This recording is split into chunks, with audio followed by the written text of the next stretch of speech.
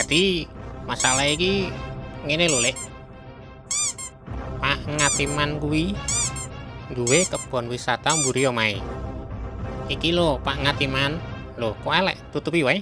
Gara-gara enek wong nanggap jati lan tanpa izin, pas nyembur geni keterak angin, terus genine nyambur tanduran. Mulane sing duwe jatilan kudu tanggung jawab. Soale kebone kobong kabeh. Ngene. Yo mak jendit. Sampeyan sing duwe jatilan. Iya, Pak. Abangmu mambu. Sedep. Lah, sampeyan pas mlebu kebone enek sing jaga ora kebone? Oh, bajingan. Pas kuwi iki aku lagi ngising. Ayo kuwi. Asalae kuwi. Duwe kebon ora diawasi malah ngising wae. Jatilane yo mak jendit ora iso disalahke. Yo, Yo piye?